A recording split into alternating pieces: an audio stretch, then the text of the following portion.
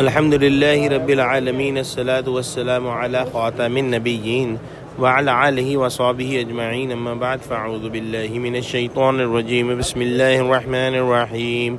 قال الله تعالى في سورة يوسف قالوا يا أبانا إنا ذهبنا نستبق وتركنا يوسف عند متاعنا فأكله الذئب وما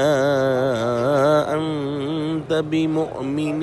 لنا ولو كنا صادقين۔ ترجمہ، اور کہنے لگے کہ ابا جان ہم تو دوڑنے اور ایک دوسرے سے آگے نکلنے میں مصروف ہو گئے اور یوسف کو اپنے اسباب کے پاس چھوڑ گئے تو اسے بھیڑیا کھا گیا، اور آپ ہماری بات کو گو ہم سچ ہی کہتے ہوں باور نہیں کریں گے۔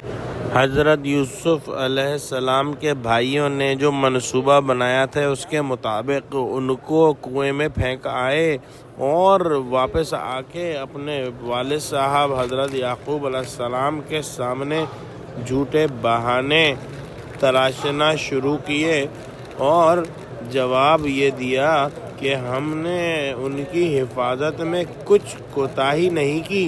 ہمارے کپڑے جوتے وغیرہ قابل حفاظت چیزیں جہاں رکھی تھیں وہیں یوسف کو بٹھلا دیا اور ایک دوسرے سے آگے نکلنے کو بھاگ دوڑ شروع کی۔ بس ذرا آنکھ سے اوجھل ہونا تھا کہ بھیڑیے نے یوسف کو آ دبوچا۔ اس موقع پر اتنی ذرا سی دیر میں احتمال بھی نہ تھا کہ بھیڑیا فوراً پہنچ کر یوسف کو شکار کر لے گا، اور ہم نے اپنی طرف سے کوتاہی نہیں کی، یعنی یوسف کے معاملے میں پہلے ہی سے آپ کو ہماری طرف سے بدگمانی ہے۔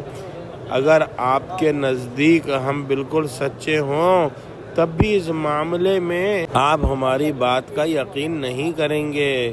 دعا کرتے ہیں کہ اللہ سبحانہ و تعالی ہم کو قرآن کا فہم عطا فرما، ہم کو سچوں سے جوڑے، ہم کو صراط مستقیم پر قائم فرما دے اور ہم کو آگ کے عذاب سے بچا لے، آمین۔ وآخر دعوانا الحمدللہ رب العالمین۔ السلام علیکم ورحمۃ اللہ وبرکاتہ۔